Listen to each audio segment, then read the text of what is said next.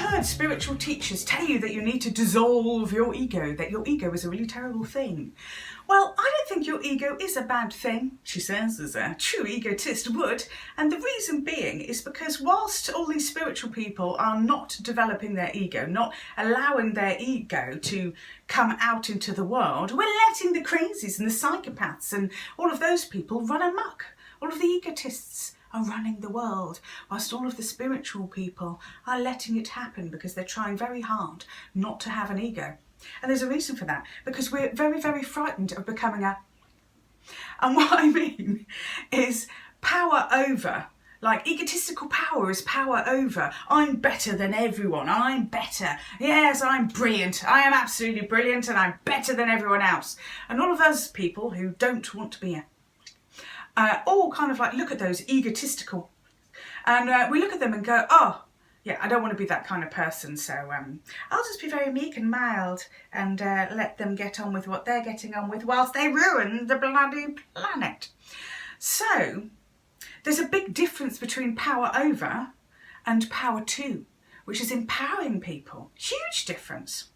But you have to own power to empower. You have to own it. You have to own your ego in order to be able to make any changes in the world, in order to be able to do things in the world, in order to be able to have your good person out in the world to, you know, put them up to all of the bad people in the world, or just basically radiate more love, which diminishes the fear. But if you're not going to get yourself out there in the world because you don't want to be then what you're going to find is that you're letting them rule the world.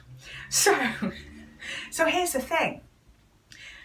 If you are saying, I am brilliant and I use my brilliance to serve, does that make you a... No, it doesn't. Oh, it's when you're saying, I am brilliant and I'm better than you, which it's usually the insecure people that are saying that stuff anyway. But if you're saying, I am brilliant and I use my brilliance to serve, well, how is anyone going to know that you're brilliant? Because at the end of the day, do we want to have someone empower us or help us out of a hole or change the world who can't own their own power? Because we wouldn't believe in them either. We wouldn't believe in them. So when people go, oh my God, that woman's like full of ego, or she's got like a massive ego, so yeah, good. It's about time more people, especially women, had a massive ego. Because a massive ego that does good in the world is better than allowing the people with a massive ego who do bad in the world to just get on with it.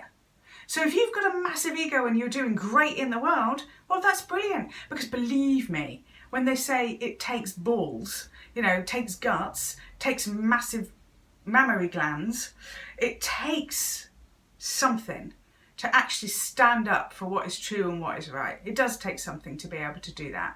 So if you don't have a solid ego to be able to protect yourself from the naysayers and the people who will talk bad about you and the people who will put you down, you aren't going to last 5 minutes. So you need one. Embrace it. It's who you are. There's nothing wrong with you. You're amazing.